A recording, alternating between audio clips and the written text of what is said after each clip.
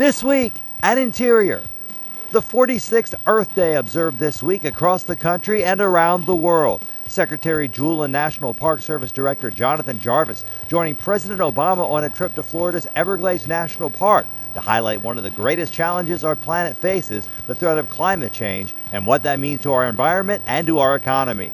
Protecting the one planet we've got is what we have to do for the next generation. I want Malia and Sasha not only to be able to enjoy this amazing view, I want my grandchildren, way long time from now, to enjoy this amazing view. And their children after that. During the Florida visit, Secretary Jewell and Director Jarvis announced the designation of the Marjory Stoneman Douglas House in Miami as a new National Historic Landmark. The house was Douglas's home and workspace. Her 1947 book, The Everglades, River of Grass, marked a significant turning point in the environmental movement. The trip to Florida comes as Interior joins the Environmental Protection Agency and the National Oceanic and Atmospheric Administration to launch the Resilient Lands and Water Initiative. The initiative focuses on 4 distinct areas threatened by climate change: Southwest Florida, Hawaii, Washington State, and the Great Lakes region. It aims to build resiliency and to conserve and restore the area's lands and waters. The results of the first ever carbon storage assessment conducted by the National Park Service and the USGS announced this week. The survey found that national parks in the lower 48 states absorb nearly 15 million metric tons of carbon dioxide each year at an estimated economic value of more than $500 million. That news comes as record numbers of visitors to national parks in 2014 translated into nearly $30 billion in economic activity, supporting more than 250,000 jobs across the country. Find out more at nps.gov.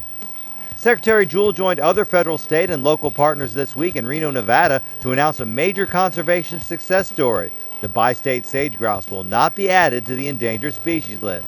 She credited the long-term partnerships between Nevada, California, federal agencies, and private landowners, which help conserve key habitat and reduce the threats to the birds. You don't do this overnight.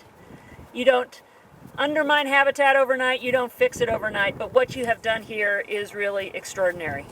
$3 million in grants announced this week to develop parks and outdoor recreation facilities in 8 cities. Those investments come courtesy of a new competitive grant program called the Outdoor Recreation Legacy Partnership, which helps acquire and/or develop land for public parks and other outdoor recreation spaces in underserved neighborhoods. It's funded by the Land and Water Conservation Fund, which has invested revenue from federal offshore oil and gas royalties into more than 40,000 outdoor recreation and conservation projects in every state for more than 50 years. Find out more about the latest projects at DOI.gov. The official designation this week of the Mountain Bogs National Wildlife Refuge, America's 563rd refuge.